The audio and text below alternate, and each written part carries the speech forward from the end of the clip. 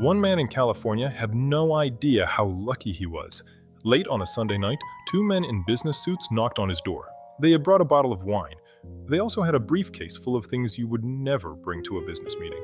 He did not answer, so the men walked back to their car and drove to the next address on their list. At the second house, the door opened. That tiny decision changed everything. One man stayed alive because he ignored a knock. An elderly couple opened the door because they recognized the visitor. But to understand why two men in suits were carrying handcuffs and a blowtorch, we need to rewind.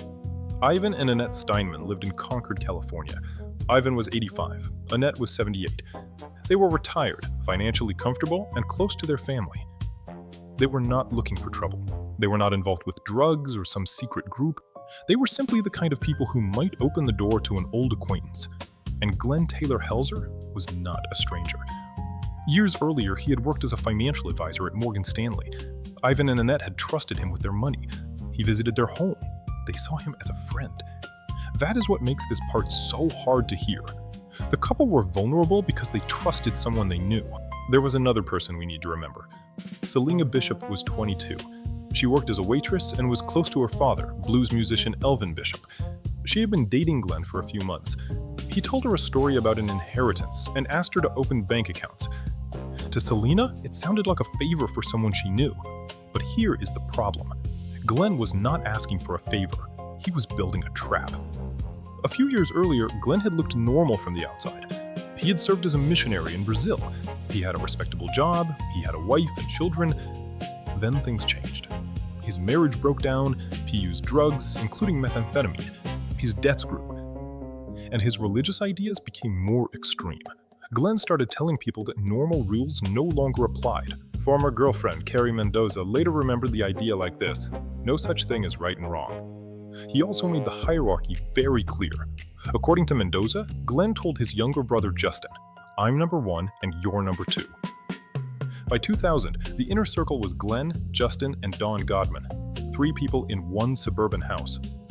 They called the project Children of Thunder. Most organizations start with a logo and a website. This one started with handcuffs, guns, and a rented jet ski, and that was only the beginning. The plan was simple on paper.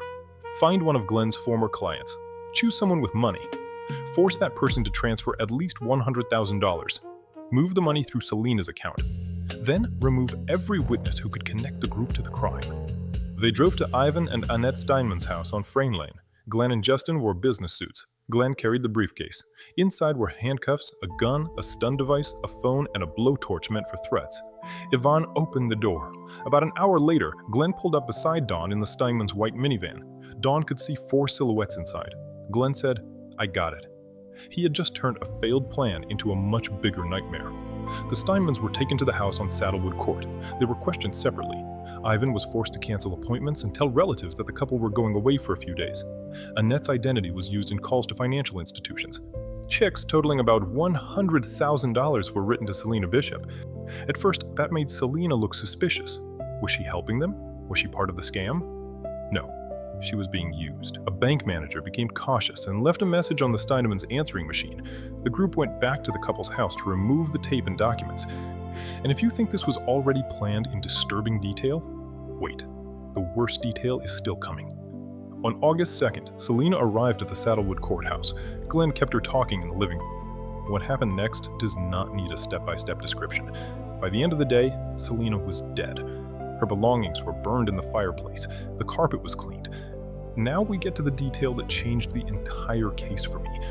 Before the murders, the group had taken 3 dogs from a shelter. They wanted to test whether the animals could destroy evidence. When that idea proved impractical, they moved to another plan: duffel bags, weights, and a rented jet ski. The next morning, Glen went to Selena's studio in Woodacre. Jennifer Valerian, Selena's mother, and James Gamble were inside. Both were killed. Police now had a double homicide and a missing young woman. Then one small object broke the case open: Selena's pager. Detective Steve Nash traced a number connected to Justin. That led police to Saddlewood Court. At the same time, Ivan and Annette were missing. Their white minivan had been found abandoned in West Oakland. The doors were unlocked. The keys were still in the ignition. 2 investigations were becoming one. And then police entered the house. On August 7, officers searched Saddlewood Court. The carpets had just been professionally cleaned. Industrial fans were still drying the floor. Investigators found evidence that the house had been used to cover up something serious. Glen was detained and placed in a patrol car. And then, the police made a truly awful mistake. They left a window partly open. Glen climbed out. He ran through neighboring yards. He entered nearby homes and demanded car keys. He threatened people who had nothing to do with the case. Officers caught him again before he could escape. Great job, guys. The main suspect was already in the car. But the real shock came from the river delta. Search teams recovered 9 weighted duffel bags. The remains of Ivan, Annette, and Selena were inside. Dawn Godman later cooperated with prosecutors. In court, she said, "I just followed Taylor's instructions." Her words mattered, but investigators did not rely on them alone. They had bank records, phone links, the pager, the minivan, fingerprints, the cleaned house, the rented jet ski, and the bags in the water.